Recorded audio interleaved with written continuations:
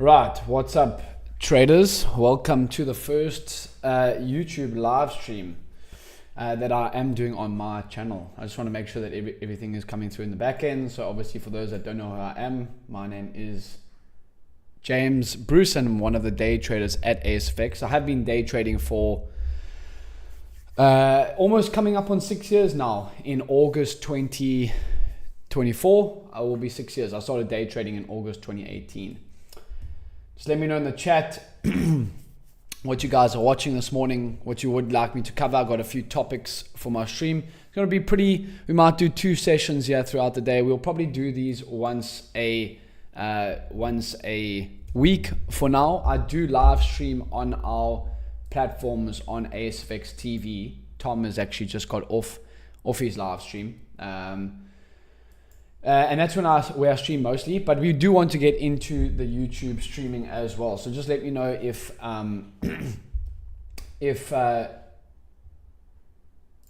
you guys can hear me all good through in the chat. Let me know in the chat what you guys are watching, what you would like me to cover. So the pairs that I predominantly watch is pound dollar, pound CAD, pound yen, and euro yen, right? So these are the pairs that I've found bringing the best success for me this year to date so far. So this year to date, I'm up 20% year to date, and it's been a good start to the year with regards to the trading, right?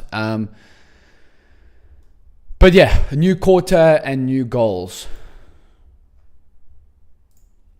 Nice. What's up, Dwayne? Good to have you on, bro. What's up, Martin? Tito, good to have you on. Dwayne says he is finding the A2s a little bit better at the moment. Okay, cool. Why is that so, Dwayne? Yeah, YouTube has a big audience. Yeah, nice, Liam. Perfect. Yeah, I'm looking forward to streaming on YouTube and just reaching this audience as well. You guys have encouraged me to do so. So looking forward to just getting here and speaking. Reaching a bigger audience as well. So my links for everything that you want to know about me is in the chat. I will put it in the chat below, and you can check me out there.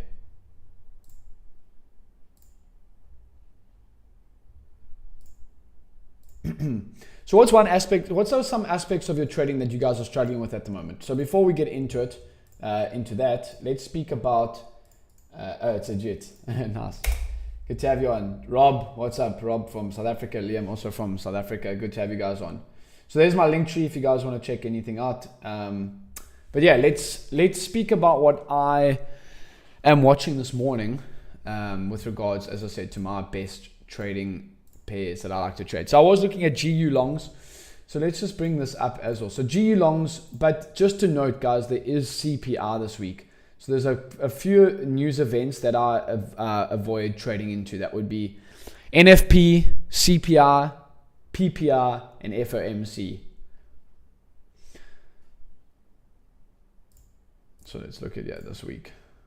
Okay, so as you can see here, we bring up Forex Factory. We do have USD CPR tomorrow. So I think the dollar is very, very much so waiting for those CPR results to come out, right?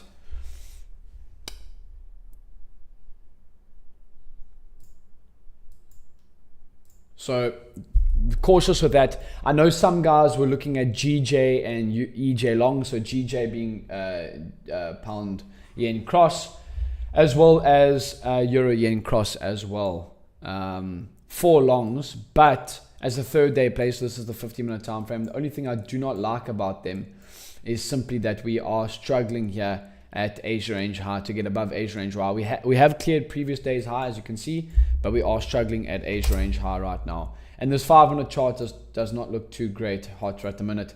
Same as GU, we're making lower highs all day. So I wouldn't be too interested in that, right?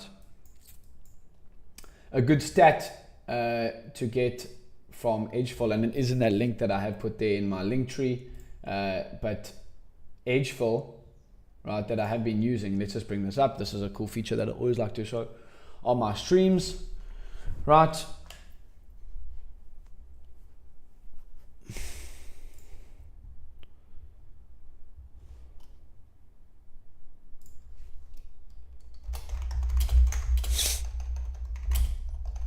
Please, if you have any questions, let me know in the chat. I can only answer your questions if you actually ask. There's no such thing as a stupid question. So please ask.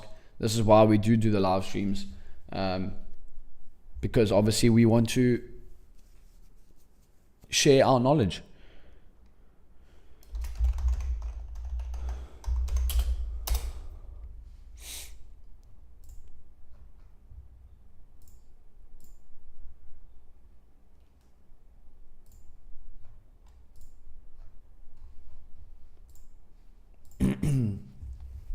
So let's bring up this by Edgefield here. So if you can look over here. So let's say we were looking to trade, let's say GJ, right? For a third continuous bullish day, same as EJ. Let's look at the daily and let's go to, let's go to price action. And let's go to green and red days by weekday. So today is a Tuesday. In the last year, so you can look in, got 5 years worth of data here. Right, on a Tuesday, we have a 52% chance of being a bullish day, a green day, compared to 48% obviously chance of being a bearish day. What is a bullish day and bearish day for those that don't know? Obviously, you get the opening price, right? So you get the opening price, which is over here for G. This is GU. Let's just go to GJ. You get the opening price. Right over here for the day. If the day closes as above that, it's a bullish day. If it closes below, it's a bearish day. Pretty simple. Yo, what's up, Zach? Yeah, dude, GJ's been a bit choppy yesterday and today. We only broke out late New York session. Yeah, yesterday 3 p.m. South African time, Zach. Yeah, I'm flat as well going into the stream. Yo, Receiver, what's up? Yeah, appreciate you being on, Zach. Dude, that money, so I was having problems with Rise. I am going to make a video on this, but with the prop firm withdrawals from Rise, I did a bank withdrawal and it took a month, actually over a month, so that was pretty shocking. But then I did a crypto withdrawal straight to a crypto wallet and it was in there in an hour or so. So yeah, definitely for the guys that trade with prop firms, I definitely need to be making a video on that.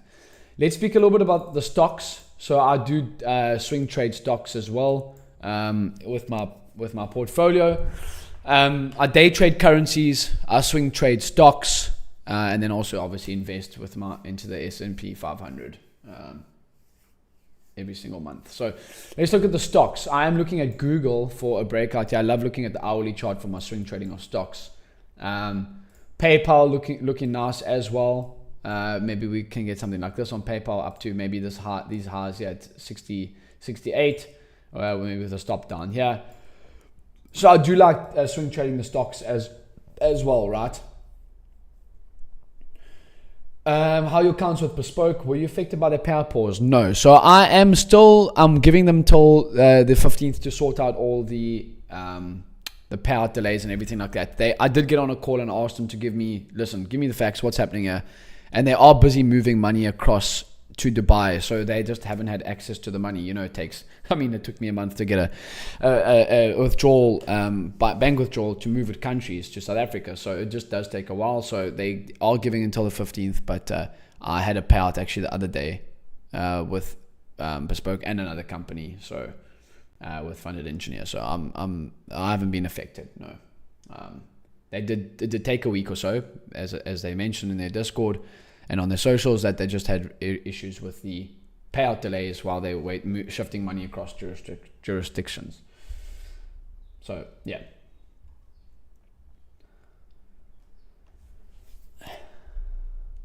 Morning, JB. Do you find second or third day plays more successful? At the moment this year, second day plays have been more successful for me for sure.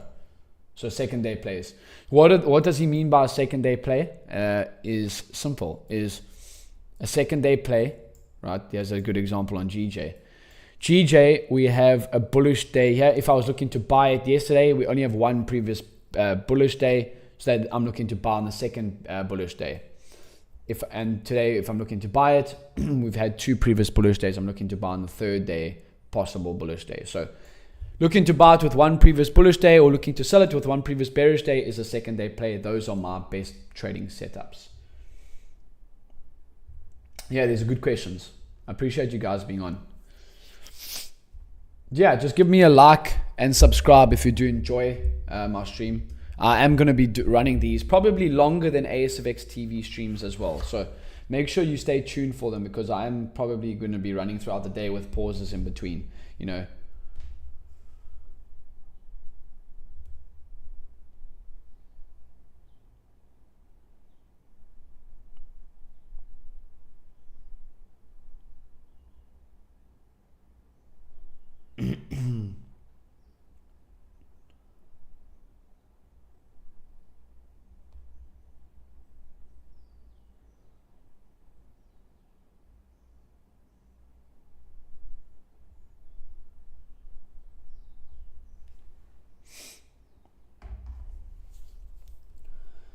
Do you take first day plays or what condition would you consider taking them? Yeah, so no, I'm not taking first day plays at the minute. No, only second and third day plays, Jeff.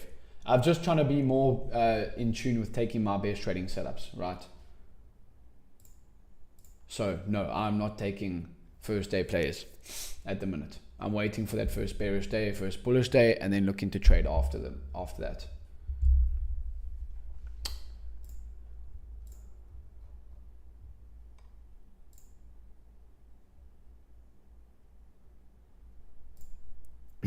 So I did want to share this blog here by Jared Tendler. Right, let's just bring that up and put it in the chat as well. Right. So this is building endurance for your A game. So you know the whole of the first quarter and last year. And for those that don't know who Jared Tendler is watching, this is the trading coach, mindset coach, golf coach, poker coach, motivational speaker. You can check him on YouTube, but namely through his most popular book, The Mental Game of Trading, right? Where he speaks about improving your C game.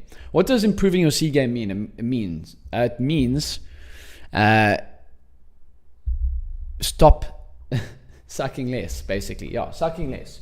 Learning to reel in your C game. So there's always going to be mistakes on the desk, but letting those C game errors cost you less. That is essentially what focusing on the C game is. But in this blog post, he actually speaks about building endurance for your A game. An A game is earned, right? One of the reasons mental endurance is key is because for all of us, the only thing guaranteed every day is the C game. C game relies mainly on your unconscious. Decisions come automatically and there's no deep thinking involved. Thinking is your mind working, and if it's working, it's burning energy. If you have to think a lot and think deeply to perform well, it's an indication of the lack of mastery or automation of knowledge of skills. I'm not saying that's bad, I'm simply outlining the facts. Your A game, on the other hand, requires effort, preparation, and the right conditions. A game is earned, not expected. So just to take it from this is that C game is when you're doing things on autopilot, right? So C game is where you're doing things on autopilot, and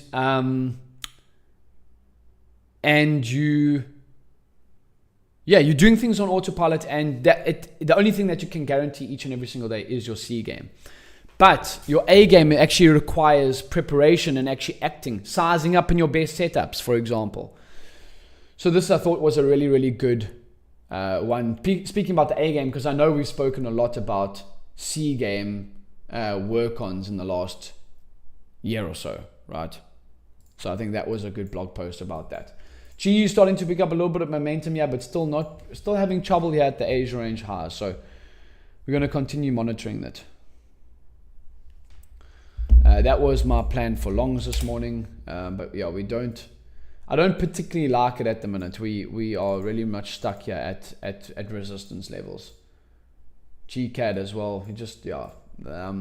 As I said, just very, very choppy, guys. We do have CPR. Let's see, Dwayne. So would you say 0.5 on a second and then 0.25 on a third, given the stats from Edgefield, where most are average 2 days, either long or short? Yeah, so it just depends. Dwayne, do you want to go with and I will send the Edgefield link there. If you want, go check out Edgefield, for those that don't know. But yeah, go check it out. But the links there in the chat. It depends what your risk parameters are. I'm really working on upsizing my risk, particularly on the prop firms and my personal trading accounts. I'm gonna keep the risk what I've been putting on this year, but definitely with the prop firms, I'm gonna be going definitely planning a lot better in terms of rolling through the prop firms. Right, I've been trying to take these too long. Yeah, back-to-back streams from Tom and James is fire. Looking forward to more of this. Yeah, this should be good, guys. As I said, I'm going to be doing this after Tom's streams on Tuesdays, and we might add ones on Thursdays as well. But for now, I'll stream on ASFX TV, and you can check it in my link in bio. I have put it in the chat, but I can send it through again over here. Right, everything that you need to know about me is there.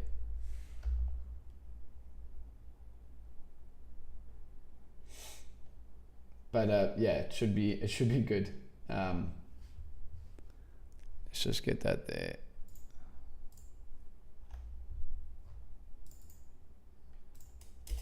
Perfect. Yeah, so just I was actually going to speak to you guys about what I'm going to be doing with prop firms. So for those that have been trading with prop firms and want to trade and scars up, I definitely think that this is, after speaking and looking at my statistics and looking at the best ways to do things, I definitely think that this way could be the better way to do it. So what I'm personally going to be doing with prop firms, let's just go and write it down here. So we'll speak about that in a minute.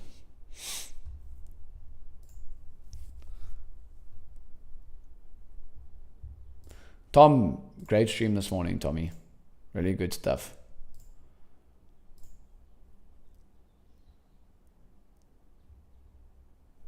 Yeah, we also ran over a different my exiting strategy. Tom, I will bring that up. But Tom, so from our Q1 results where I was up 20% on my personal track record account and trading accounts, Tom brought this up, and we did speak about this on stream, about the different, either going with a set and forget exit strategy, right, or management. And it definitely looks like the set and forget is not going to make money, but I was up 12R in the Q1 on the management. So that definitely does look like my management strategies are doing better.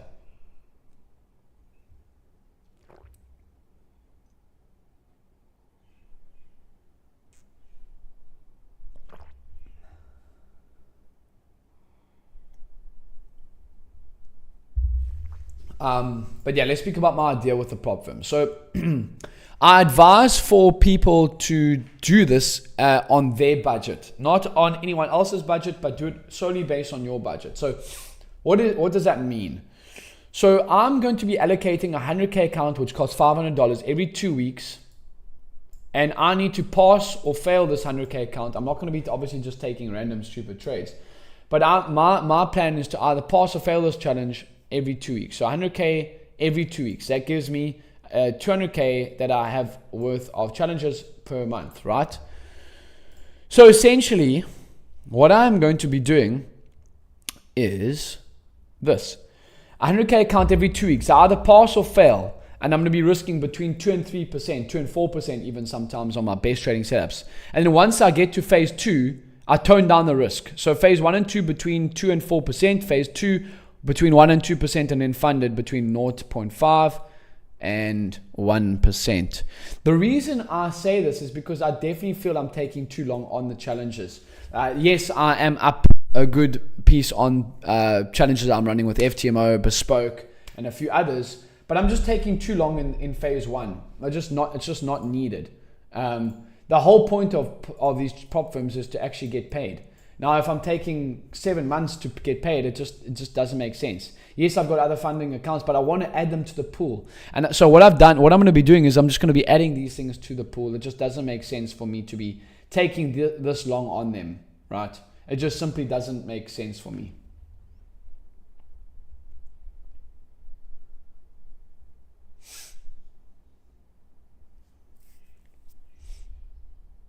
So that is my plan with the prop firms. Send it on phase 1, tone down once it gets to phase 2 and onwards. That is going to be my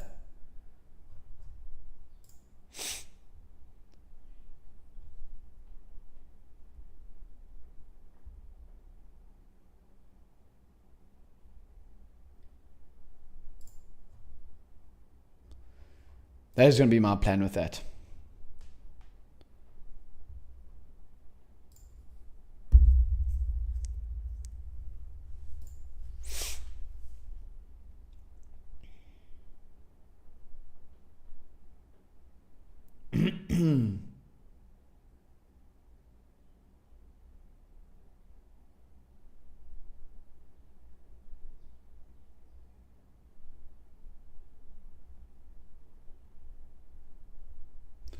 So Edgefield actually, I need to send this to Thomas. Edgefield actually, so Thomas asked in the chat here yesterday, just want to make sure that we do. So with all the statistics, I know the guys that like the statistics and everything like that.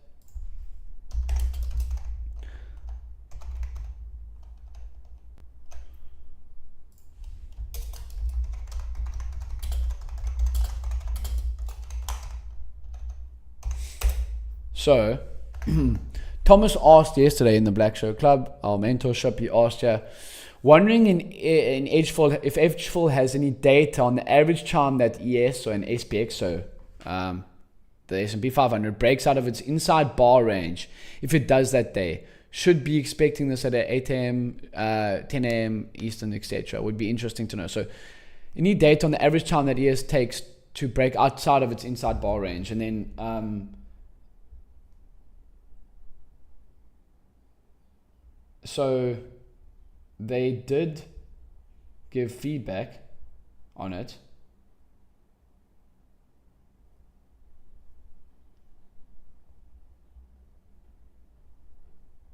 And they gave this answer. We're actually building that inside bar report right now. We can add by time as a variant to interesting thought for sure. So there's your answer, Thomas. If you go and rewatch this, but yeah, I will put that in the chat obviously as well.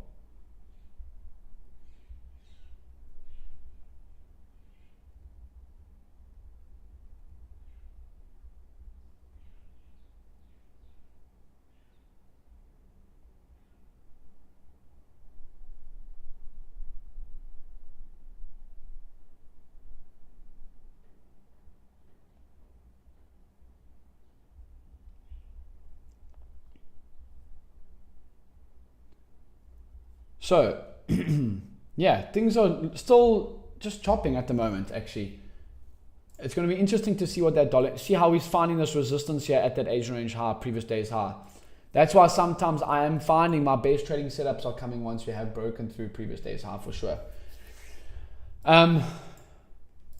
Okay, cool. So let me know if that plan with the prop firm is what I'm going to be doing makes sense to you guys. How have you guys been, Zach, how have you been going through the prop firms at the minute? How have you been doing that? Have you been trading it like long term? See, I kind of have to do it like this and treat them like two separate accounts.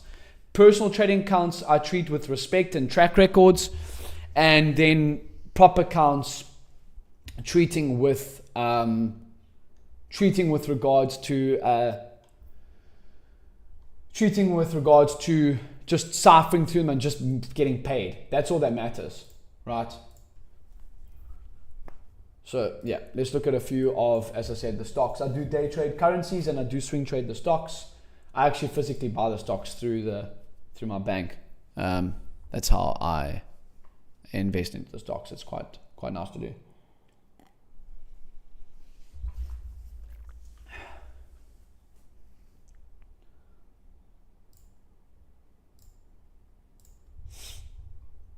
So a couple of the stocks that I am actually still long Disney from 108, I believe, just under 108, 109, 108.85. I am still long Disney. So I bought this on the 8th of Feb, and I'm still long. Tom, you see, I let my winners run on the stocks. But yeah, so that's interesting. I'm also looking at, as I said, Google for longs, PayPal, Moderna, I was looking actually as well, and Coinbase. So those are a couple that I'm looking at for some potential longs. Right.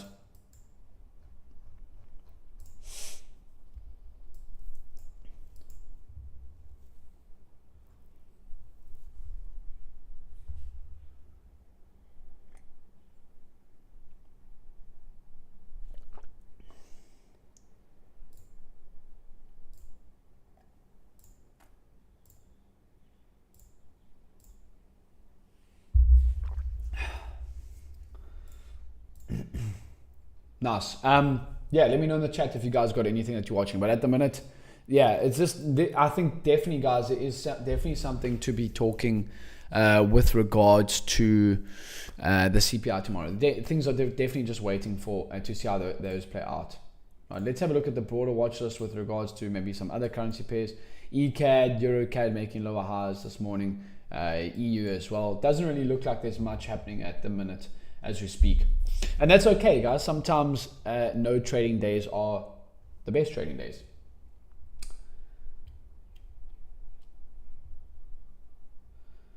How do you position size with your stock trades? Good question, Jeff.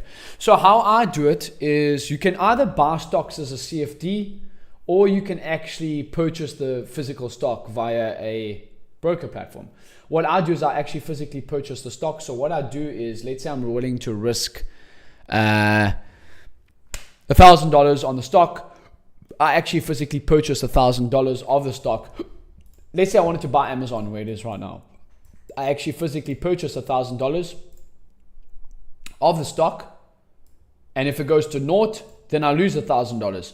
If the stock moves up, there's no stop loss and take profit with regards to that. It's not a CFD. It's actually physically purchasing the stock. You have to sell the stock. So if the stock, for example, let's say the stock over here, you buy it at 185 and it moves up 5%. You make 5% on however much you purchase. So if you purchased $1,000 worth of the stock, you'll make $50, right? If the stock moves down 5%, obviously you'll be down $50. If the stock moves up 10%, you're up 10% of however much you purchase. So if you purchase $1,000 worth of stock, you're now up $100. If you purchase $10,000 worth of Amazon and it moves up 5%, right? You're now up $500. So that's how it works with regards to the stock side of things.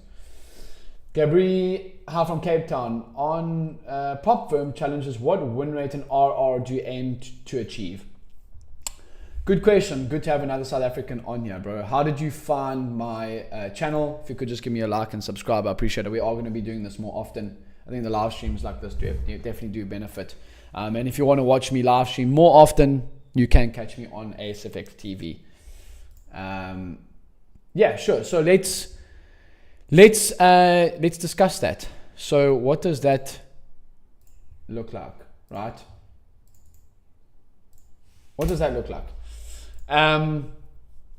Let's just bring up this equity simulator and I want to discuss that. So personally, what I am going for, right, is I look to trade for 1-to-1 RR with a win rate of 60% or higher, right? Many people will look down on that and say it doesn't work. Well, the math simply, you're not arguing with me, you simply are arguing with maths, right? So let's look at the starting equity. Let's just put in $100,000, right? Just for a base start, 100, 1, 2, 3. Nice, good. Yeah, Rob, I met Rob in the Cape Town meetup last year. We might do another meetup this year in Cape Town again, or Durban. I'm from there, right? Belito. Okay, let's look at the win rate. 60% at a 1-to-1 risk reward ratio, and let's look over 250 trades. That's a trade a day. There's 250 trading days in the year typically. And let's look at 100 different integrations and 1% risk. Let's start the simulation. Will you make money? Well, yes, you will. Your average performance is going to make 65.2% over that time frame, right? If that's a year of however many trades. Right, so yes, you will make money. So 1-to-1 at 60%. Another one that I also like to use is 1-to-1, 65% win rate and 0.8, right? 0.8 to 1 as well with the 1% risk. And then you can adjust these risk parameters based on biggest drawdown. You will make on average 54%. So slightly worse than the 1-to-1 at 60%, but this is still good. You don't even need a 2-to-1 risk reward ratio to make money. You simply don't. Go play around with this. FTMO has one as well, but go play around with that as over there. I've just put it over there for you to go have a look at in the toolbox. And there was a question here. Someone asked, Zach, very similar to you, James. I've been chipping away at the FTMO accounts, but it's taking too long and costing me time and money.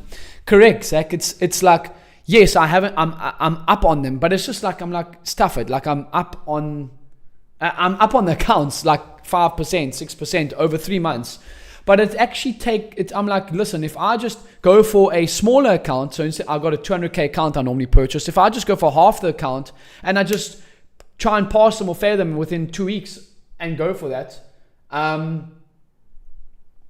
it just makes sense to be sending it a bit. It just costs me time, honestly, and money. I could be making a lot more money with the prop firms, and I've made good money with the prop firms, but I could be making a lot more money with the prop firms. I'm looking to go from X to 10X. I'm looking to 10X now, and that's just is the thing. JB, how do you get your take profit and stop loss to show on Think Markets? Tommy, I think it is at the bottom. You'll have to have a look. I know. If you look at the app, you can change the app as well. But if you, how do you get your take profit and stop loss to show on Think Markets? Are you talking about like you want to see the value of it, or you want to see where it is on the actual chart? Is that what you're looking for? Oh, so you can drag it in that. Yeah, I'm not too sure if that can be done, Tommy. Benjamin, what's up, dude? Yeah, I know we follow each other on Twitter. Good to have you on, dude. I appreciate it. We are going to have, as I said, more of these streams. So share these streams. Tag me if you enjoy them on Twitter. I will repost you guys. So just let me, yeah. But I definitely agree with you, Zach. Very similar to you as well, right? Yeah, I want to see it on the chart. Yeah, Tom, I'm not too sure how that would work at the minute. Cape Town meetup for sure. Yeah, definitely, dude. We had one last year, July. I think it was quite good. The Cape Town meetup. I really enjoyed it. So we definitely have to. We definitely have to have another one. It has to be done in the works. A lot of things have changed since then.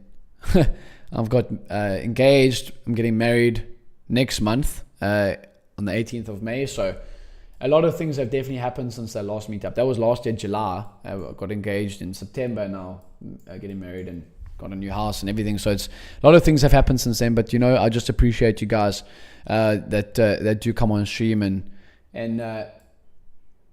yeah, just as I said, share it if you enjoy it, and I will see more often.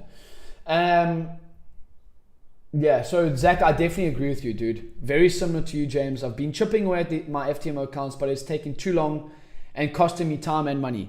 So that's where I'm just going to come in and be like, listen, James, and you can adopt this method as well, Zach, but come in and be like, listen, instead of buying a 200K account, buy a 100K account or 50K account and try and get it done. Send it for 2 weeks and either pass phase 1 or fail phase 1 in 2 weeks.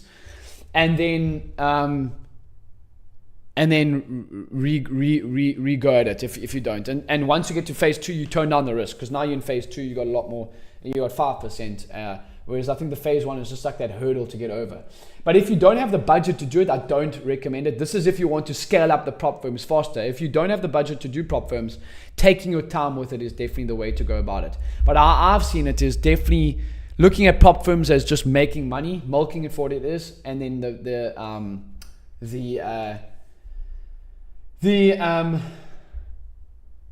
track record accounts are used on personal trading accounts. That's how I'm kind of seeing it, the two entities separate like that.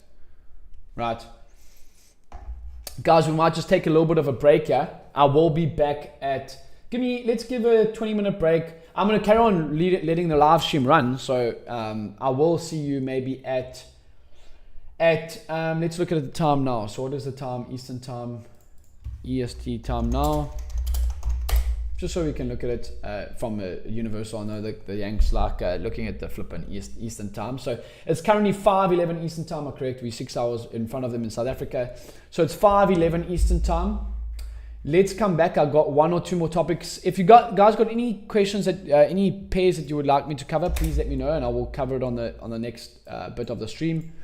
But give me a break. Let me come back at let's say 5:45 Eastern time. I'll be back 5:45 Eastern time. That is 11:40 South African time, right?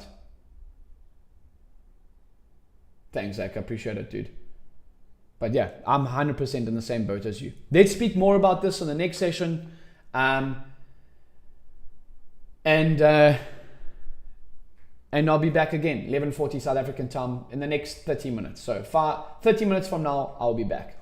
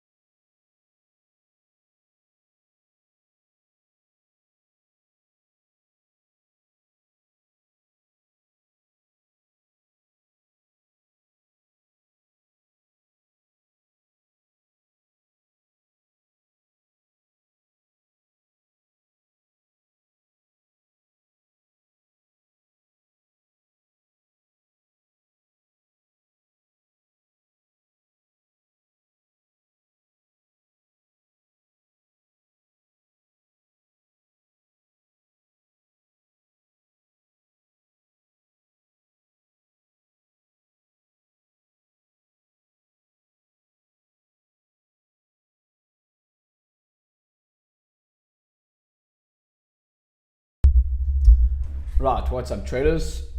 We are back.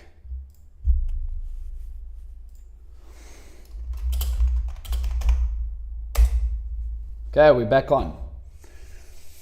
Right, let's speak about a few things. I've just been in the Black Shirt Club Live, our mentorship program that we do have here at ASFX, and speaking to Tom about a few things, which is good. Just let me know if you guys can hear me. Everything is coming through all good. Everything you need to know about me is in my description below. If you want to find out more about me, actually on my Twitter, let's go here on my Twitter. If we bring this up, right?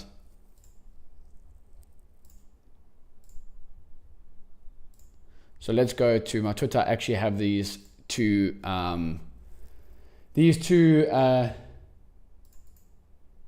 perfect, you guys hear me? Yep. These two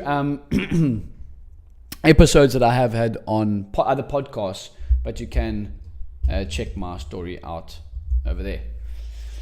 Perfect. So let's speak about a few things this morning. Remember, we want to be trading our best trading setups, right? So what does that mean? It means that we want to be sizing heavier. Remember, I did speak about A-game setups in the first stream earlier this morning. We want to be sizing up in our best setups, right? So what does that mean? It means we're going to trade less and trade bigger in our best setups. I definitely think for me, I found I'm a lot more happier. The less I trade, the happier I'll be. I just need to trade my piece of the market. In fact, I can actually share with you a quote by Pax. He's a great follower on Twitter. Let me just bring it up. Here he is here. Right. Sorry, not this one. Here we go. Over the years, I've learned the less I trade, the happier I will be. I do not need to catch every price change and wiggle. I can't try and catch every move. The markets are a constant river of opportunity. All I have to do is grab my chunk, protect it, and grow it. That's the first one from Pax. These are both futures traders. And then here's my favorite trader, Credeli. After blowing out accounts, borrowing money to come back, and then blowing out again, people were asking me, why don't you just quit? I told them I can't quit because I only saw myself as one thing, and that was a trader. If you want this bad enough, always stay positive and never quit. So just some positivity to start this next bit of the stream, right?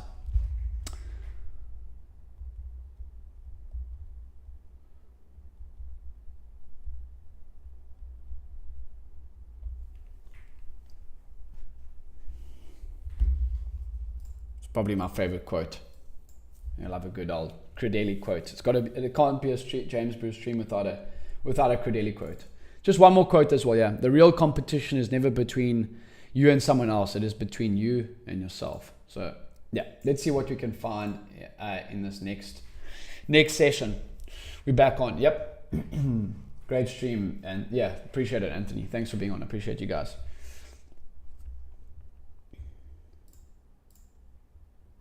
Yeah.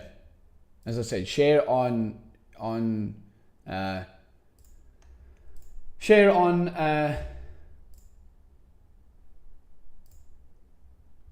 socials. I will repost you.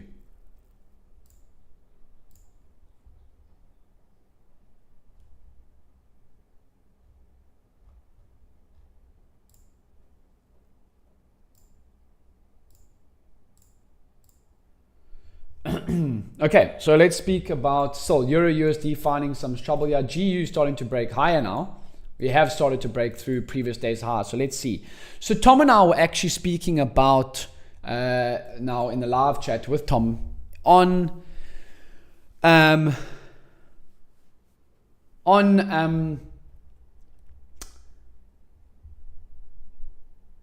ADR stop losses, right? So percentage of ADR. ADR is average daily range. So that is in terms of pips or points.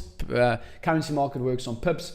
In terms of pips, what is the average daily range that GU moves on an average day, right? That is basically what ADR is. So for example, what is the average daily range that GCAD moves on an average day at the moment is 63.7 pips. It hasn't been too great. During times like COVID and the Russia-Ukraine war in 2022, these pairs were moving over 150 pips on an average day. So the thing I like about using average daily range stop loss is a percentage of it. So if you're like a day trader, using average daily range stop losses like 30% or 40%, I think is great to kind of have a look at, right? Because the reason being is because the market's always fluctuating, right? And using a ADR stop loss as a percentage of it, if you're using a 50% ADR, let's just make it easy, and ADR is currently moving on an average daily range, the pairs are currently moving 100 pips, your stop loss is going to be 50 pips. But now let's say the market start moving 200 pips on an average day, you can't be risking, you can't be trading with a 50 pip stop loss. It's completely different. So 50% of 200 pips would be 100 pips. So things change as ADR expands and contracts and gets bigger and smaller, etc., etc. You get the point, right? But that's, I think, a big factor in terms of ADR, of using a percentage of ADR. Because ADR is always moving, we have to be adapting as well as traders.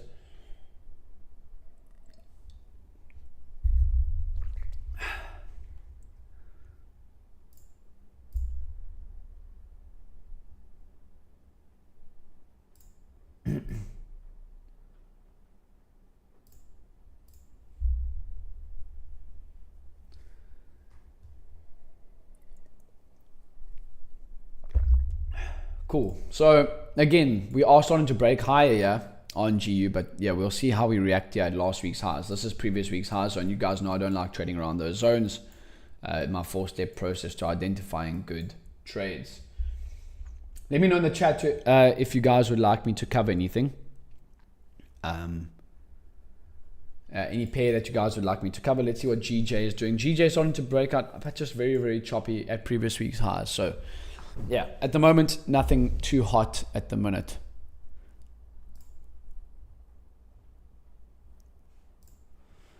Yeah, so Dwayne is sending me a message here. Really liking to start, really like using the A2 stop loss placements. Let's start to see this.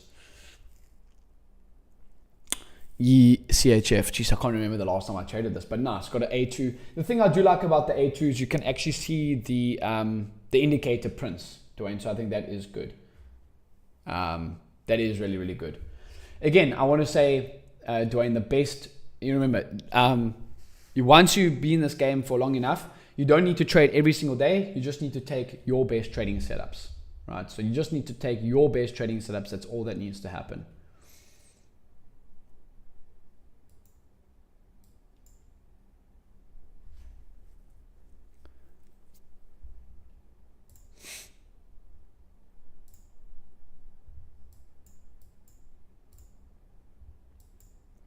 EJ is still inside that range. Wins on G and GJ, good stuff. All you need to do is take your best trading setups, Dwayne, that's all. Ajit, do you have plans to use ATR stop losses near future? Yep, so ATR, ADR, I am planning on hopefully coming up with something with Tommy to start using them. Yes, I am.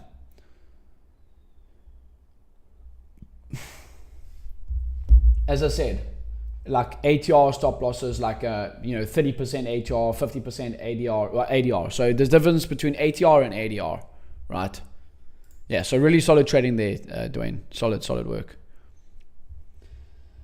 From Tradezilla, have you found there is a particular time you are getting most successful trades, for instance at the open, or does this vary heavily between days? I am finding the London session is where most of my money is coming on. London session on these 4 trading pairs. So GU, GK, GJ, and EJ. Not to mean I'm not going to trade it in the New York session, but London session is predominantly where I am finding my winners. Yes.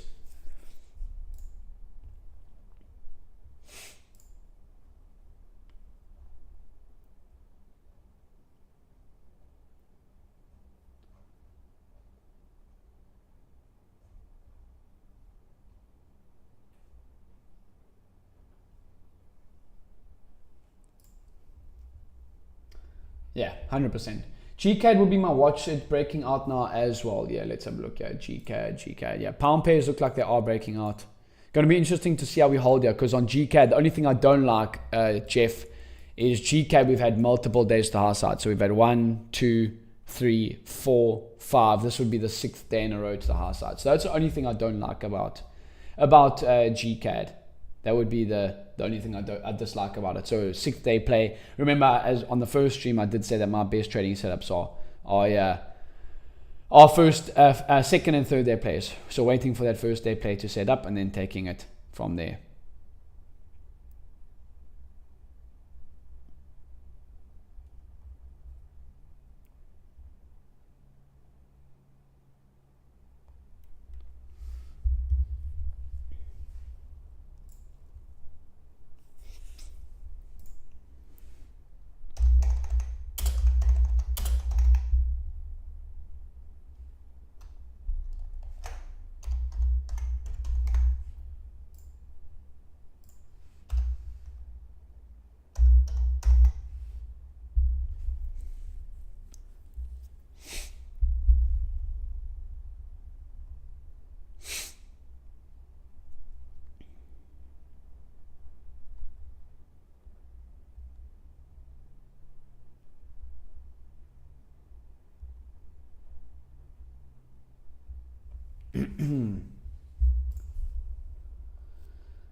James Watts, have you made the move to futures or just sticking with FX? Yeah, I'm going to stick to FX for now. It's been my bread and butter for the last 4.5 years that I have been profitable. I've been day trading since 2018, August 2018. So coming up in August this year will be the end of my 6th year. So I'm in my 6th year of day trading. So August 2018, 19, 20, 21, 2, 3, 4. So it'll be the end of my 6th year now, August this year. And I've just been day trading currencies. I probably will stick to them. I do prefer them. GBP pairs during the London session. I am swing trading stocks though as well. Are you genuinely waiting for these winners to break the Asian range and pull back, or will you enter before this? Yeah, generally most of my good trades, and I don't know who you are, MKRBT, let me know what your name is. But yes, I am typically waiting for the Asian range to be broken, correct. I do find my best trades are coming once the Asian range is broken.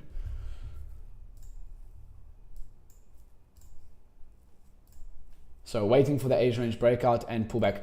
So something interesting, I got on a call with H4 last night. Tom, you'll like this. I don't know if you're listening here in the live, but last night I got on a call with H4. They're going to be doing a stat where you can look on the 50-minute 200 EMA. If we break the Asian range, and we're above to the high side, when we're above the 200 EMA, what is the chances that we close for a bullish day? And if we're below the 200 EMA on the 50-minute chart and we break the Asian range to the downside, what is the chances that we close for a bearish day? So that is in the works as well, Tommy. Yeah, nice, Mark. Good to have you on, dude. So H-Full are going to be getting those stats as well, which I'm in the works with getting that. So yeah.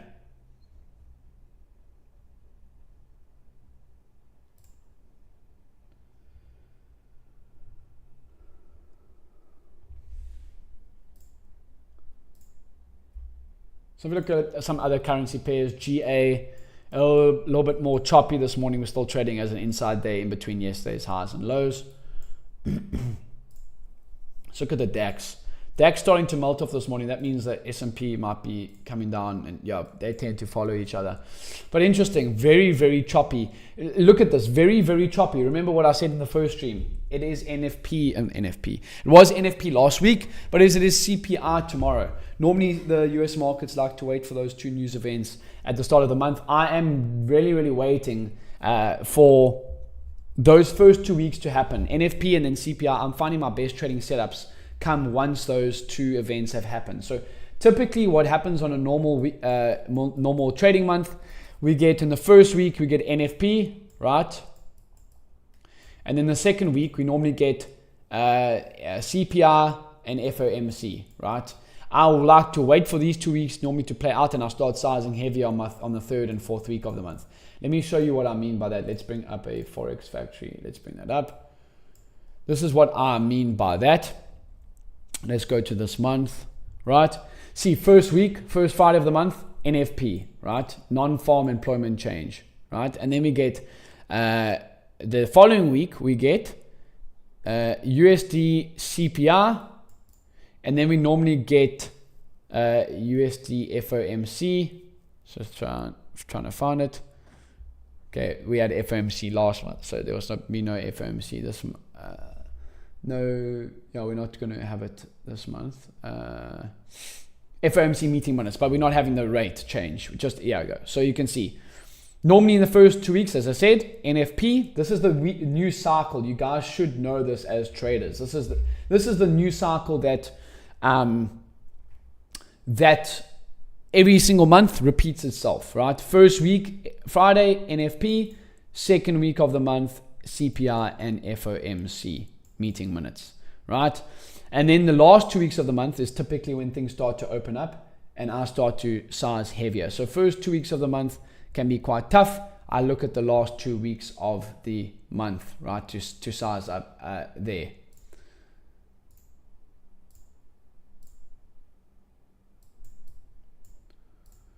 So there's no news forecast today, so it's going to be interesting to see how things play out. But again, very, very slower. But I thought, as I said, I thought I would get on and start to share more of... I'm enjoying this live stream with you guys. It's quite cool.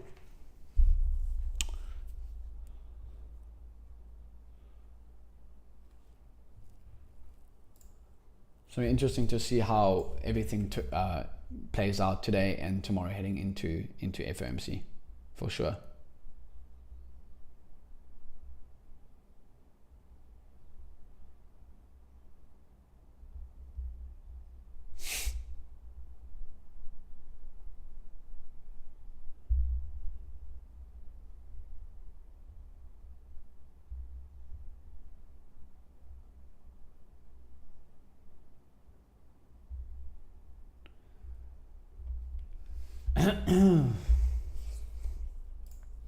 Dollar index coming down today, so GU moving higher. That makes sense.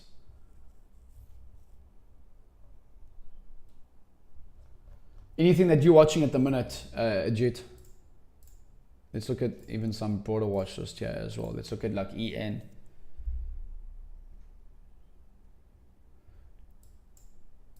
EN moving down. Johan Buerta, good to see some South Africans on here this morning. It's good. It's good.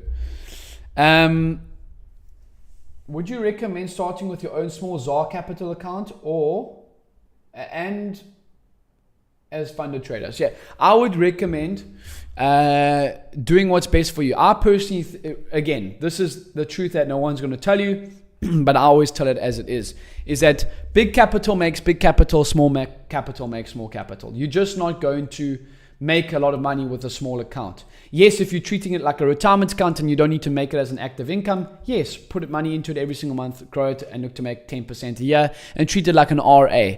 But if you're looking to make a bit of substantial income from trading, then I would definitely say going down the funded route is the best proposition I would recommend. So I would say no. If you're going to treat it, if you want to actually make money like right now, I would say going down the funded route, unless you have a good substantial amount of capital to put down, right?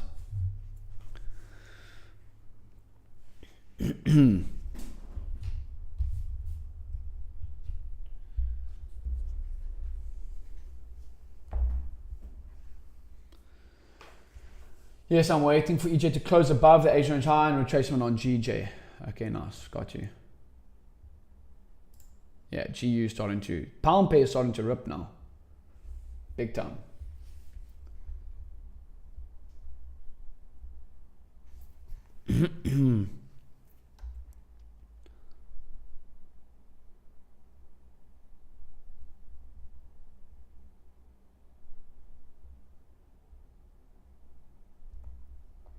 Okay, so you're waiting for EJ, a close above Asian range high on EJ, yeah.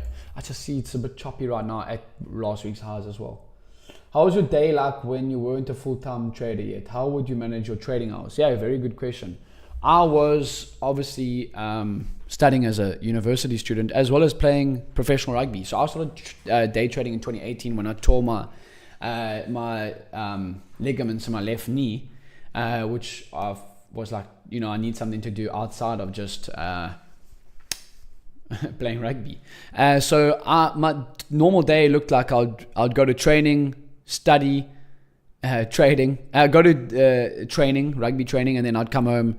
I'd half attend some lectures, but mostly focusing on currency trading. But if I was to work a 9 to 5, and if I've gone straight into being an entrepreneur and day trading. So I went full time into day trading actually, and then I started to do all the entrepreneurial things like streaming and everything else like that on top after I was in the business. Because I think trading full time is kind of like an illusion. There's so many other things that you got to do besides just trading.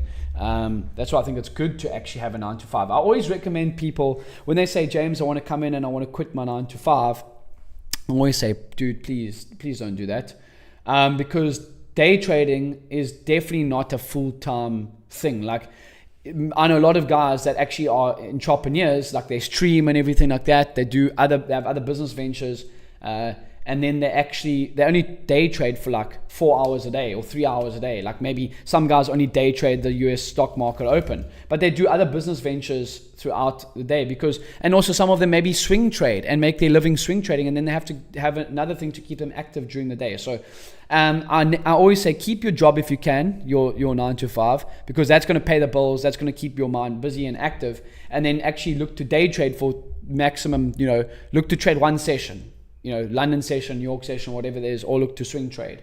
That's what I always encourage. So I would say to the guys that are still in a 9 to 5, keep that 9 to 5, but make trading work around your 9 to 5. Because let's say you make 100K a year in your 9 to 5, right? Let's just say. And let's say trading, you're not making any money, but you want to start making some money on the side. Perfect. Now you can do both. You start making money as a day trader, and you can look to combine the two. Why would you give up one when you can have both? Multiple streams of income, guys. GU broke last week's high. Yep. We just breaking last week's high, correct. I think GJ is much stronger for longs. I'm still EJ's, price action. Okay, cool. Thank you, James. Goal is to make monthly income to transition to full-time trader. Yeah, Johan, as I said, I definitely take what I just said now and maybe see how you can apply it, right? Because I always advocate, if you can have a 9 to 5, but you can make trading work around the 9 to 5, that is just brilliant. I know a lot of guys that make good money trading, but they still work 9 to 5s. Why? Because they have the job security, and then because there's impossible, unlike these clowns on Instagram and everything like that will say they make money every single day trading. It's just doesn't happen like that, right? It just doesn't happen like that. So when you have drawdown periods, which are perfectly natural, as you've seen with Tom sharing all these stats and everything like that, drawdowns are perfectly natural, right? And if you only have one source of income, well, guess what? Those drawdowns are going to hurt you more, because now I'm only talking from a place of experience, guys. I did day trading as my only source of income for a whole year, and it eats at you mentally. And then I started to realize there's a lot more money can be made through trading, entrepreneurship endeavors. There's a lot more to just sitting at a chart day trading all day, every day. It puts an extreme mental pressure on you when that's your only source of income. So I always advocate, have multiple sources of income. I hope that what I'm saying makes sense. Give me a thumbs up if that makes sense for you, because you won't hear this from anyone else in this, particularly in South Africa in the industry. It's just unheard of. They would rather just sell you false dreams. Don't get me wrong. You can make a great income day trading. I think I'm proof of that. But you can have multiple sources of income. That's just a lot easier on the mental when you have those periods of drawdown, right?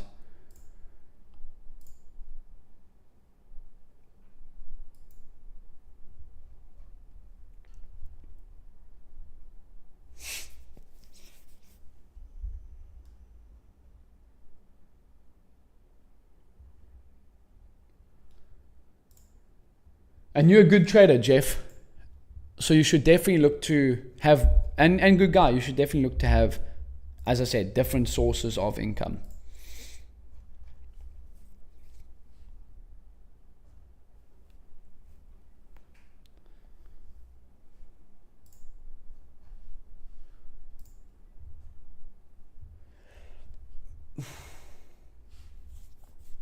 Thank you, James. As entrepreneur working from home, your advice makes sense. Who would you recommend as funded trading companies for South Africa? So with all this funding trading drama at the moment, the one I recommend that's the most stable at the moment and has been around and proven the test of time is FTMO. I do like a few others. I particularly do like Bespoke, Funded Engineer, all those. But during these tough times where they don't have their own brokerage licensing like FTMO does, I'm going to only be buying from FTMO for now. Yeah, Jeff is a very humble trader. He's a very good trader too. Jeff is going to start taking things definitely to the next level, Jeff. I can definitely sense it.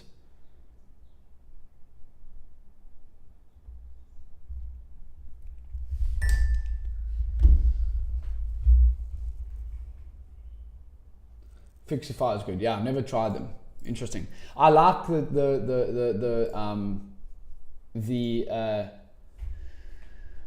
firms with their own MetaTrader licensing, because then you can actually still use MetaTrader. You know, all MetaTrader kind of pulled the rug on all of these flipping firms and all that stuff. So yeah.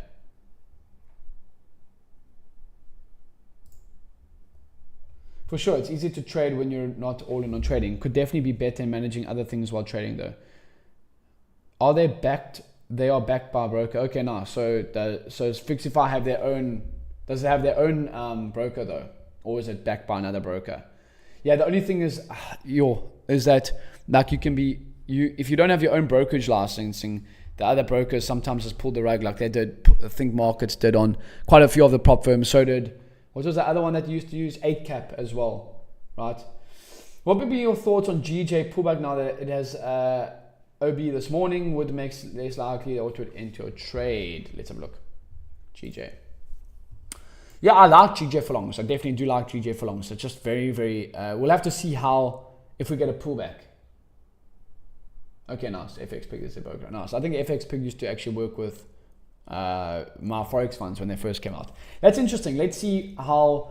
I'm interested to see what the my Forex funds thing will actually look like if they come back from this and everything like that. Because I think if they can come back, I think definitely.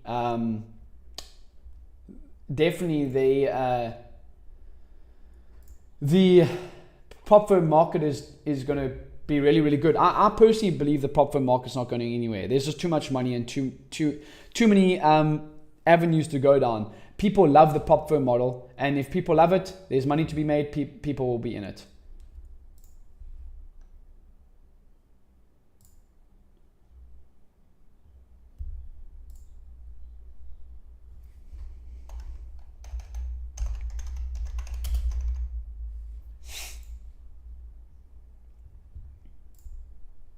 Higher time frame.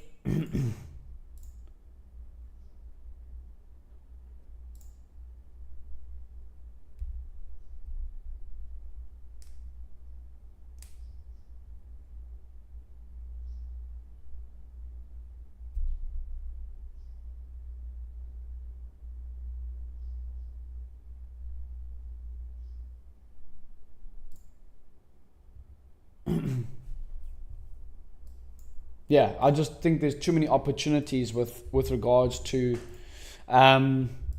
the prop firm space. There's just too many opportunities. Where there's money, people come in, and I think at the moment we just need a little bit more professionals in the space, you know, that can come in and actually weed out all the BS, you know. Have you had a look at oil yet? Bro, do you like SPX?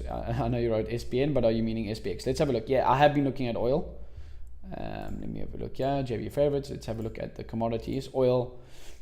Gold has just been on an absolute tear recently. Absolute tear. I mean, we're up at 2,300. I remember when gold was always struggling to get above 2,000. Now we're just absolutely milking it to the high side. I mean, we're up in the last couple. We're up like literally like 10%. It's crazy.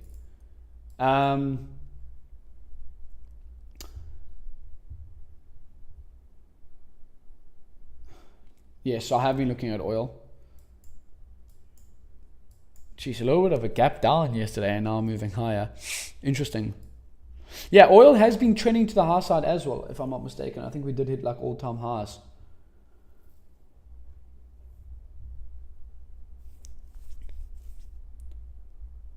Yeah, so no positions right now as we're speaking. No positions at the minute. Again, just going to...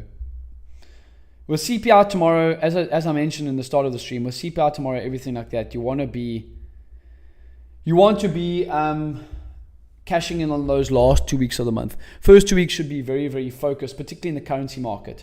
Now that's when I am looking to, I like swing trading the stocks because it is really nice.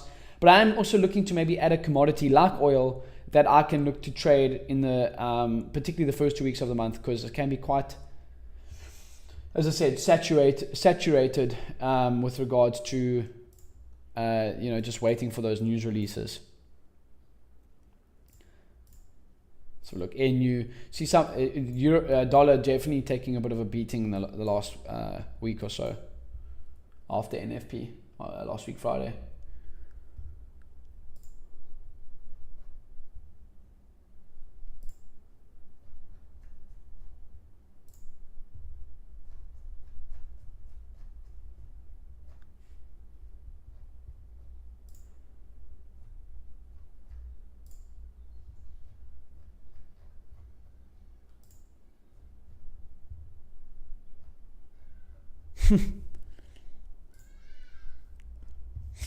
I want to bring up this thing that I did speak on. I know I did touch on it in my streams this past week, but let's just see, this is the thing that I wanted to just, let's bring up a compound calculator. I wanted to also see, I always speak about this because I think it's good. Treating trading also like there's a different way to look at trading. So let's say you put in $2,000, right, into a retirement account or into a brokerage account, and you look to make 10% a year on it for the next 50 years, and you add in $150 into it every single month, right? This is why I think having multiple sources of income is great. Look what that future value will be. $2.8 million, right? Over 50 years. So how do you become a millionaire? Time. Compound interest. Time. I always speak about this because I think it's really, really important to understand. So how do you become a millionaire? Just by having time on your side. $2,000 at 10% a year for the next 50 years by adding in $150 every single month. So $2,000 initial startup, add $150 in every single month, and you aim to make 10% per year on that account. You will be a millionaire, a multi-millionaire. Actually, $3 million after 50 years. So I'm 25 now. I'll be 75 in 50 years. That's a nice chunk of change to leave for generational wealth, right? It's compound interest does the thing, but I had some clowns telling me they can make 50% a month. Look, if you do that 50% a month, I don't even think they can even look at the number. It's just gobsmackingly big. Yeah, after 3 years, sorry, not yearly, that they said they can make 50% a month. I mean, you can't even look at the number, it's so big. Clowns. Look at that. They say they can make 50% a month. You'll be the richest person that's ever lived. After 3 years, you'll have 5 quadrillion. You can pay the US debt. See what I'm trying to say? No. 10% per year. Treat it like a retirement account. 10% per year, right? And you calculate that, you'll have $3 million in 50 years. That's how, it's boring, but it works. That's how you become a millionaire. But the clowns think otherwise. Yeah, we'll just leave it like that. All inventories are every Wednesday as well to look at. Okay, interesting. So all inventories are every Wednesday. That's probably why we get some gaps as well there. Okay, interesting. That's good to know. Normally ranges before the inventory release and then breaks out. Okay, so after Wednesdays, you tend to find the breakout, James. Is that what you're kind of saying on oil? Yep, I'm still using the TDR. There it is at the bottom. Still using the TDR. Yep. Okay, let's have a look at oil just after Wednesdays. Okay. So oil chops and then Wednesdays break out because you have the, okay, interesting. But I think oil is a nice trending pair. It definitely does look like that way.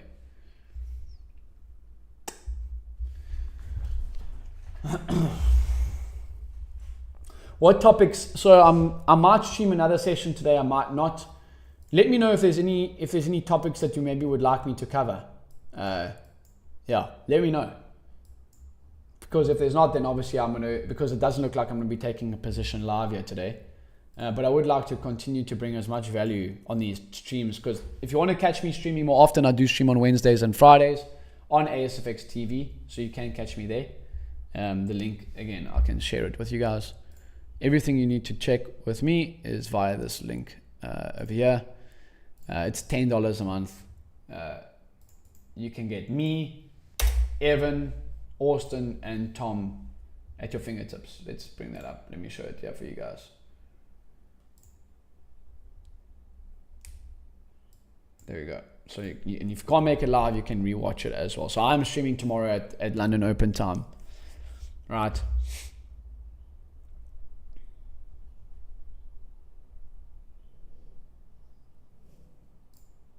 I had another stream last week about not trading the Fugazi, right? What does that mean about waiting for previous days high or low to be taken out? So don't trade the Fugazi, right? Wait for previous high and low to be taken out. And that's, as I said again, from Edgefield that I love using. It's a stat that I love using from Edgefield. James, I've been dabbling with crypto trading, but want to transition to FX and indices. Would you recommend trading from TradingView integration or MetaTrader 4 and 5? Good question. I personally love MetaTrader 5. TradingView, like seeing my P&L on the chart is just not great. I do prefer MetaTrader 5. I do have some accounts with my personal brokerage account that I do use MetaTrader 4, but personally I like MetaTrader 5. I would say do that, and then you can also use Traders Connect as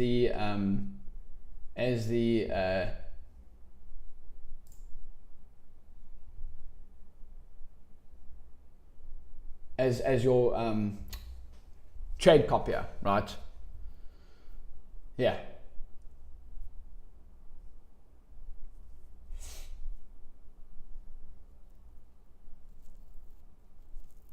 So Traders Connect as your trade copier. This is what I do as well. Maybe I can get in touch with him as well with regards to that.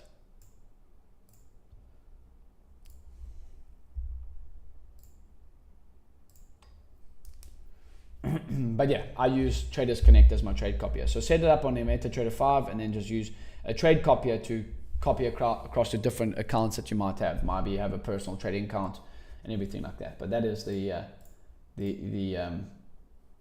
one that I use. So there you go. Use Traders Connect.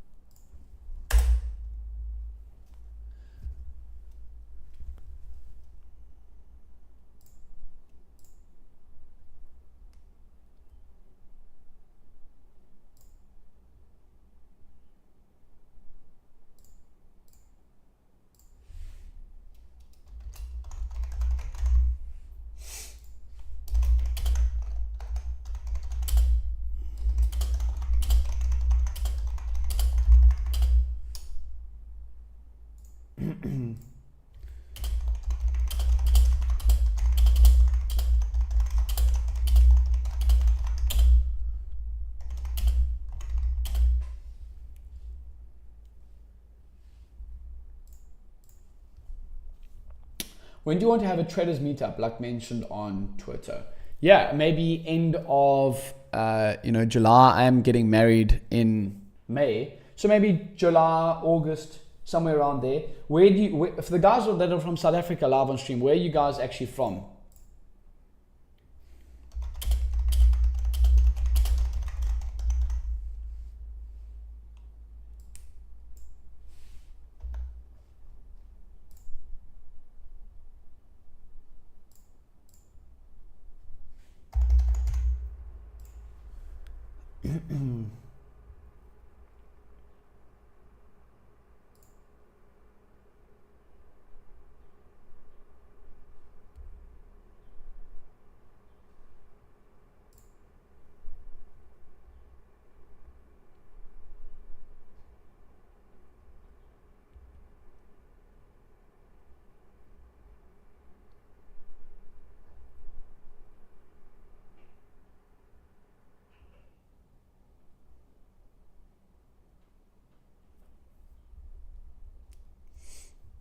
Yeah, let me know in the chat where you guys are actually from. But I can Traders Connect is the trade copy that I use. So I would advise linking everything to MetaTrader 5 and then sending it through the trade copy if you need to copy it through to multiple accounts.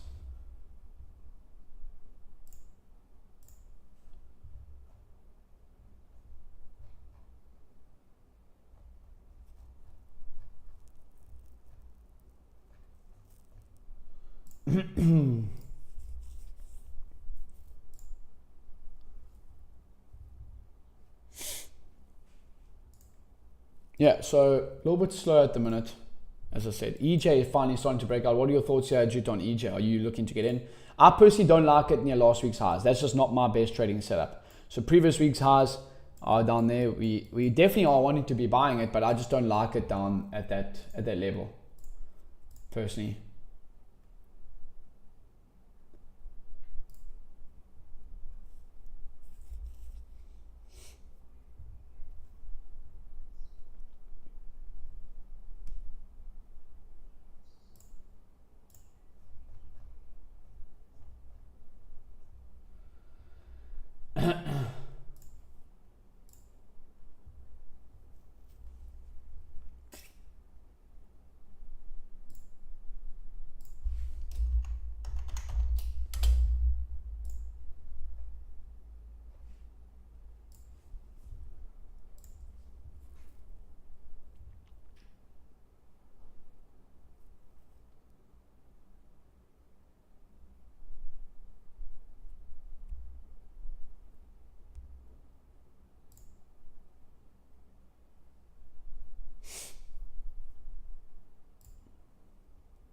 Outside PMB, okay, nice. Oh, James, yeah, you've Mark, you from Joburg. Yeah, good to have you on, dude. Okay, nice. Yeah, we definitely need to, maybe have a meetup soon. I definitely can see that a lot of guys want to. Yeah, what's up, Ak? Good to have you on, dude. Nice. Yeah, it's been a good morning. This is the second one today already. We have been streaming with breaks in between for over 2 hours now, so it has been really, really good. How's it, James? Are you using RCT kill zones there? Yeah, so RCT kill zones, whatever you want to call them, is London session. You can get the RCT sessions and RCT kill zones. You can get them up like that over here, and they will pop up. There you go. So in the London session, and then you get New York session, but I always look, my best times to trade is London session. So between London, so 2 to 5 Eastern time, and then 8 to 11 Eastern time. Nice, yeah. Damn, 2 hours just joined. What did I miss? Yeah, no. So we've been trading, streaming for 2 hours with breaks in between. It's been really, really good. No trades right now today. It's a bit slower, but as I said, I'm going to be streaming every single Tuesday with you guys. I might add this because I know on ASFX TV we normally do like an hour stream, and it is really good and you get all the guys, but I want to start streaming more on YouTube to start bringing out. I just want to bring as much value as possible, right? And if you guys enjoy it, just make sure that you share it.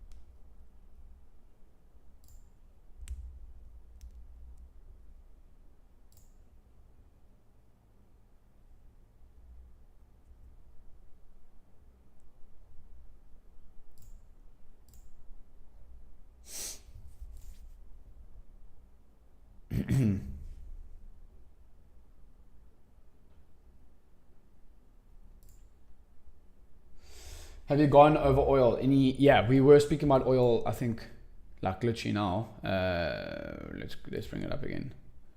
Yeah, so we're just saying it's a bit choppy right now, Ak. After the gap down yesterday, we have ambled higher, but still trading as an inside day. We're inside previous day's high and previous day's low.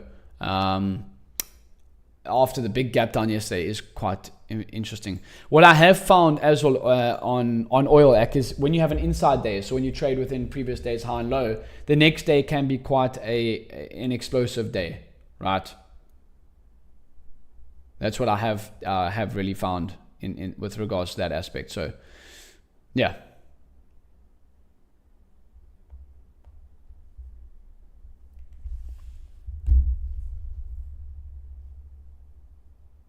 Euro JPY 15-minute range close to weekly previous high. Yeah, it is. That's why I don't like it.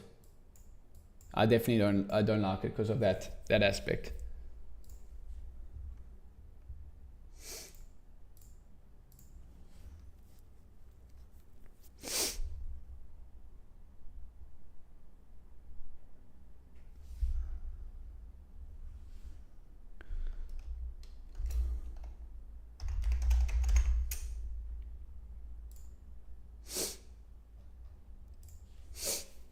Yeah. GCAD, when you trade within previous days high and low, I've definitely found the next day can be quite an explosive day. So that's a great sign to see, okay, what is actually potting here, and looking to take opportunities of explosive moves.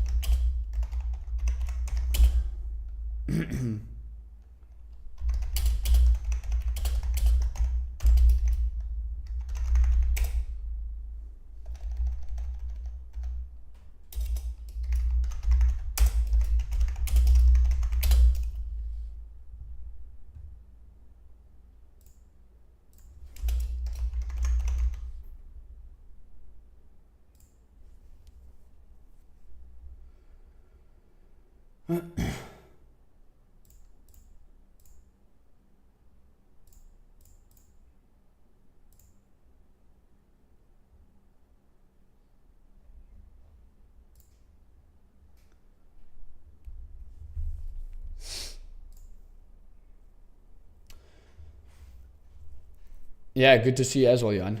After your rugby career was over, any thoughts of going into rugby coaching? That would be a great career route for former athletes. I agree with you, Ak. I just thought that, my passion for kind of rugby died, and I started to enjoy my golf, dude.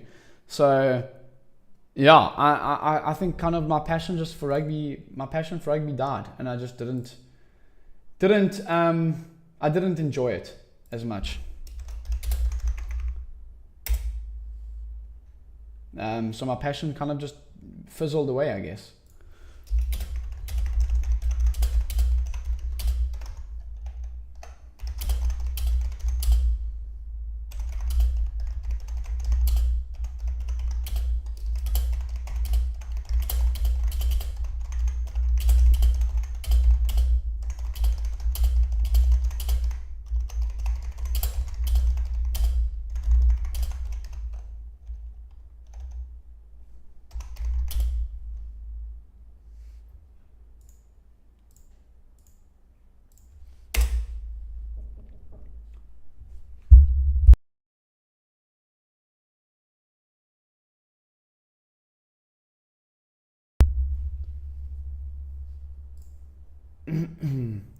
So I definitely agree with you on that, in that aspect, but it just I kind of lost my passion for it.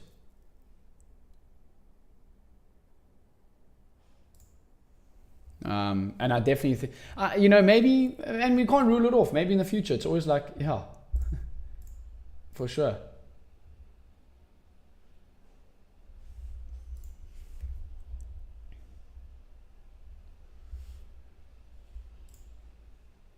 Do you day trade US stock indices?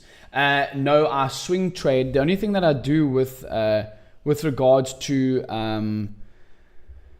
the stocks, I do look at the stocks, but I do tend to enjoy swing trading the US stocks. So I was actually speaking about this on my first stream over here.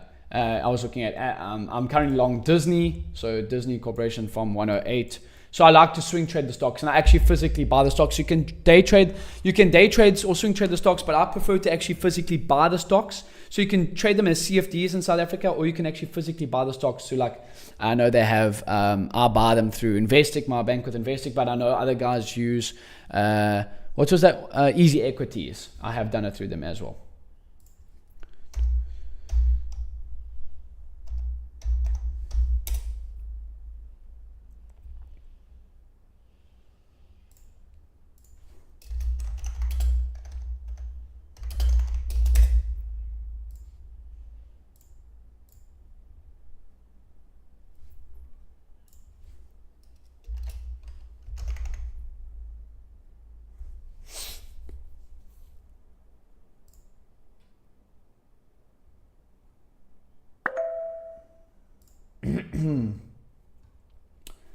So do you look at the US stocks? So I do, as I said, I prefer to swing trade the individual stocks, but I definitely do look at the indices. So if we bring this up,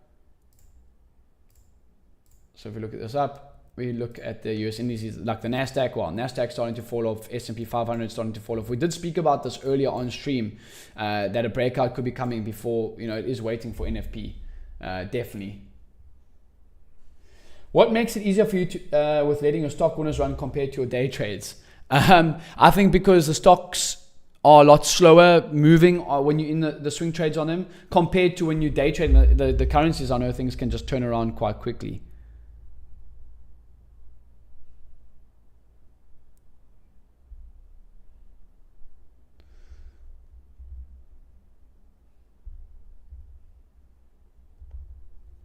So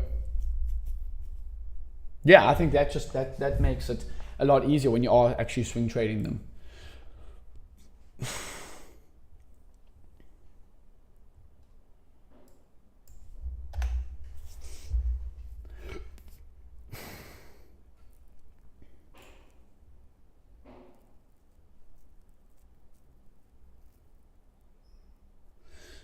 Yeah, so definitely some interesting things happening here. So another interesting fact is, let's bring this up with Edgeful, and as again, I'll put them in the chat there. Go check them out. They really are cool little tool that I'm using recently in my trading that they've added. The indices and futures as well. But let's bring up Edgeful. So if you look at Edgeful, the stats on Edgeful, let's bring that up over here, right? Like this.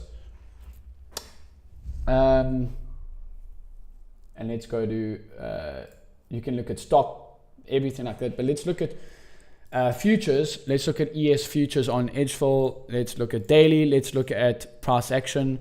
And then let's look at previous day's range. So let's look at previous day's range. When we break in the last year, right? So in the last 1 year, when we break previous day's high, we close 72% of the chance for a bullish day. So when we break previous day's high, we look, because stocks, the stocks are meant to go up, right?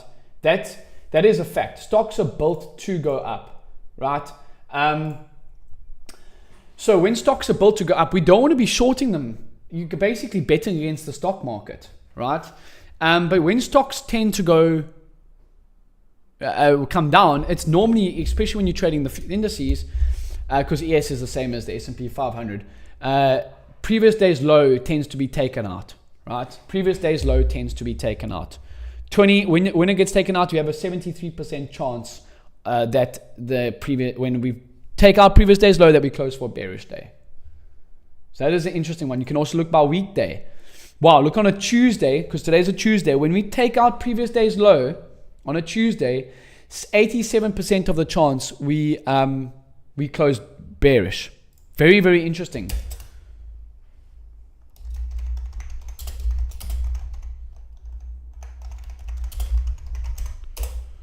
Very, very interesting. So when we do have that, 73%, 73% of it in the last year, but on a Tuesday specifically, 87% of the chance when you take our previous day's low, which we are looking like we'd have to take our previous day's low over here. We are looking like we can get a sell-off. Very interesting how it does happen like that. Do you find an entry most of the days of the desk, or will you stay out of the market a few days a week with no good entries? It depends how aggressive I'm wanting to be. When I'm actually trading at my best, I'm trading less and I'm trading more aggressively on my bigger setups. I'm trading bigger on my best setups and I'm actually trading less often. So yes, I look to trade less but trade bigger on my best setups. So as I said, I always think that the less I trade, the better I trade, because now I'm trading my higher on my best setups, right? If that makes sense.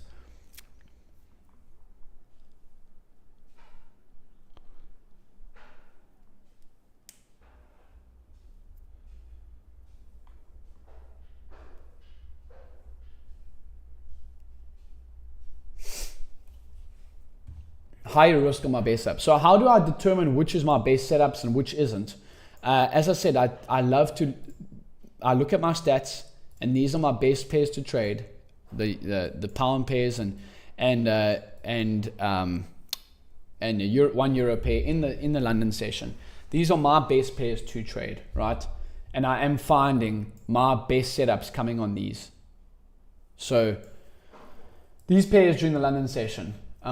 Second day players. So what do I mean by that? And let me walk through my 4-step process for quantifying a good trade. Let's bring this up here. So my best trades don't come near previous week's highs or lows. So this is a good illustration that Tom helped me join. Tom, one of the guys that I do day trade with here at ASFX. So we talk about edge of the box. I don't like trading near the edge of the box. I like trading here, these short session scalps, right? Aggressive in profit taking, but I can be big in size. I don't prefer to trade near previous week's highs and lows. That's where large institutions will come in and look to take trades. So I look to trade in the middle of this, right? And then what is my 4-step process to quantifying good trades? Well, we can look at this. Let's just wait for it to load. Let's get that up.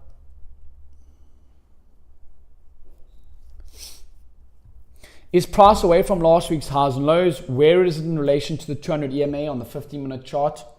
Does price action agree with the EMA bias? And then how many prior green days or red days? I want 2 or less. So 1 or 2. I'm looking to trade. After 1 day, I'm looking to trade. If I'm looking to buy, I want 1 previous bullish day or 2 previous bullish days. If I'm looking to sell, I want 2 previous bearish days or 1 previous bearish day. So that's my 4-step process. Is price away from last week's highs and lows? Where is in relation to the 200 EMA? Does price action agree with the EMA bias? For example, if it's price actions below the 200 EMA, but we're making bullish market structure, I won't look to do that, right? But if price action is agreeing with that EMA bias, that's when I start to load the boat and start to send it a bit, right?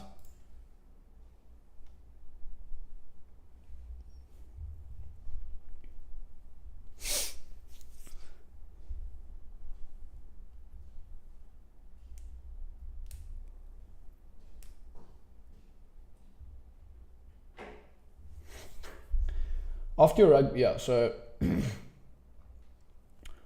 I definitely think trading less and trading bigger has definitely helped me personally and my trading, Mark. So if there's any aspect of that, I definitely will point towards trading less and trading bigger on your best trading setups.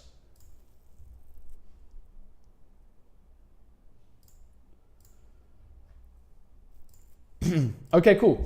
I want to have one more stream, one more session. Let's have one more session. So we've had 2 sessions today. Let's just have a little bit of a break. We'll give it maybe another hour. I'll be back so at the moment, the time is, let's see, Eastern time right now. So Eastern time now is 6:46. Let me come back at 7:15 Eastern time, which is 1:15 South African time, 6 hours ahead we are. So in the next 30 minutes, we'll be back and we can go over the last bit of the stream that I did want to cover and speak about. So we'll be back at 7:15 Eastern time. We'll see you guys then. Let me just make sure.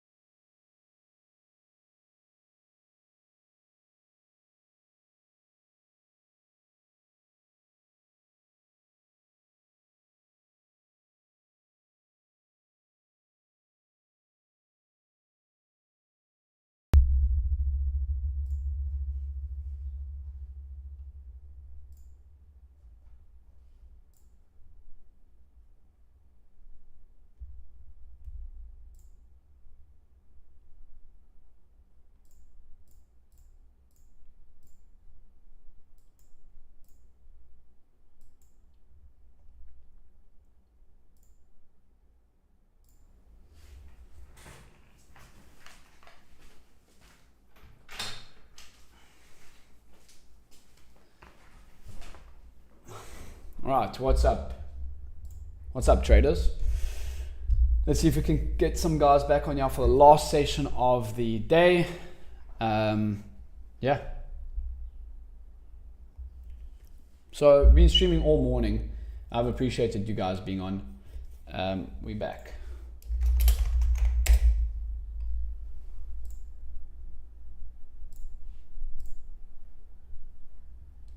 Yes, sir. What's up, Austin? Yeah, so we've been shooting for a good almost 3 hours now. We've had 2 sessions prior to this of 40 minutes. I've appreciated everyone that's come on and shared thoughts here. So we were looking at US 500 to end the day, to end the last stream, sorry. And I was just pointing out the statistics about waiting for the previous day's low to be taken out before looking to shorts, because these indices are made to move higher. Yo, what's up, Otto? Yeah, so these indices are made to move higher. And looking to short it before we've actually cleared previous day's low is quite an important piece of tip that I can give you from what I've seen from the guys that are trading these futures, ES, NQ on a daily basis. Right, so very, very choppy. Look how we've been chopping here. And again, I've noted it out this morning that it's because we're waiting for CPI. A lot of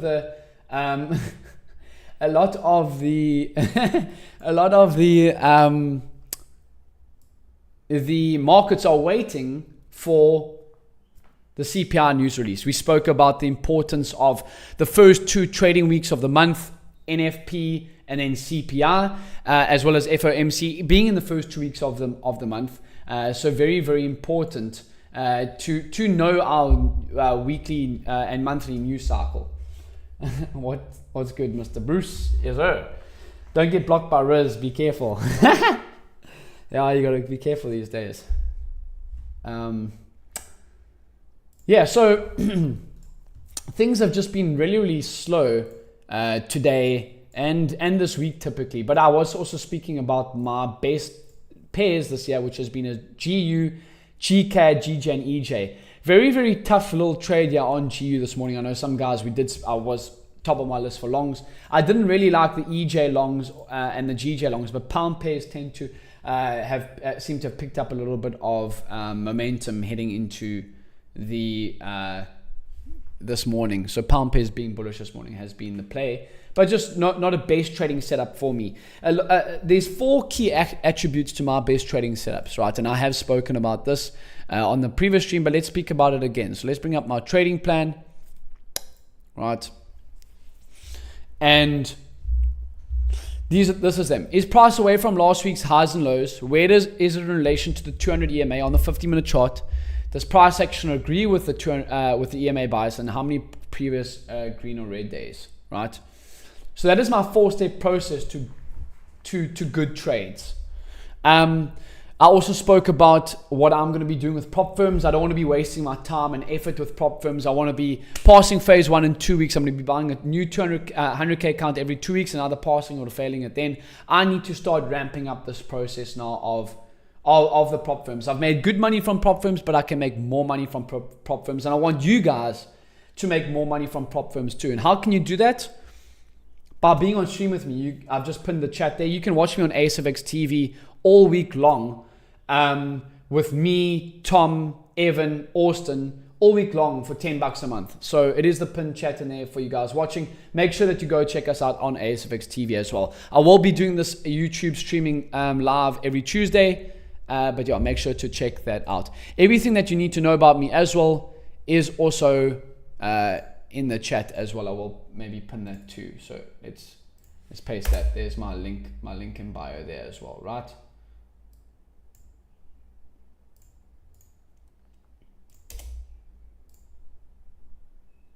Perfect. So let's speak about, I don't want to speak about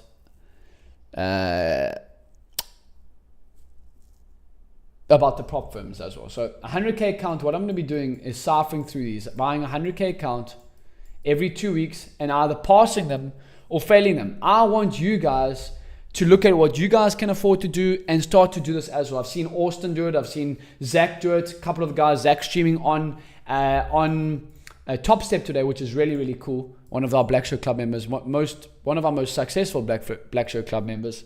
And he is streaming on Top Step as well. So make sure to check that out. This is him here. I will share this. He's streaming in the next 90 minutes. So this is really, really cool. I will post that there too in the chat. So make sure to check that out. But I think what's great about ASFX is the community, right? We've got a great group of traders that are really, really just dialed in each and every single day. Again, what I've found my best trading to be is trading less, but trading big on my base setups. And I think it's time to ramp up the prop firm, right? The prop firm, to ramp up the prop firm earnings. And I've made good money from them, but I can make a lot more money from them if I actually don't treat them like a track record account. I treat my personal accounts for track record purposes, but prop firm accounts need to be milked. Okay, NASDAQ. I know Zach was looking to short the NASDAQ. I wonder if he has done anything on that as well. I know he did take an early loss, or was it oil? Yeah, he was looking to short oil.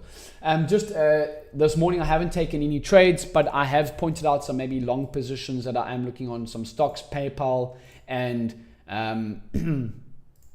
Coinbase, as well as Google. So I am looking at Google as well for potential longs. So those are my stock watch list this morning for longs. I am looking to swing trade the stocks, but I'm predominantly looking to day trade the currencies, right?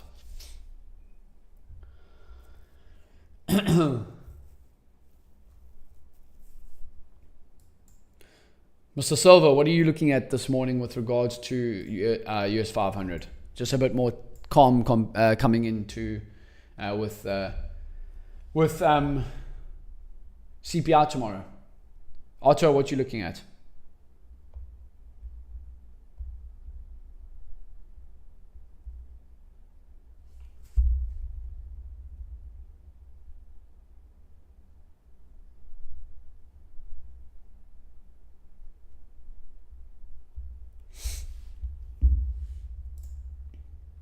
Yeah, we were looking at GA a little bit on the 50-minute chart as well for shorts this morning, but yeah, we might call the stream here, guys. We've had a good solid 3 hours of streaming, so let's maybe give it 5 more minutes or so, see what else happens.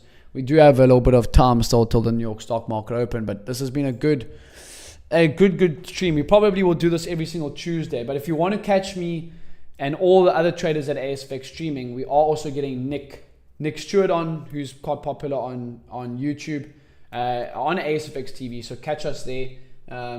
Yeah, appreciate everyone being on. I think it's been a solid morning today. No trades, but some good chat. But yeah, we'll close it up there. Appreciate you guys all being on, and we'll see you then on YouTube next week, Tuesday, and look to do a bit more. If you like these, give me a subscribe, give me a thumbs up.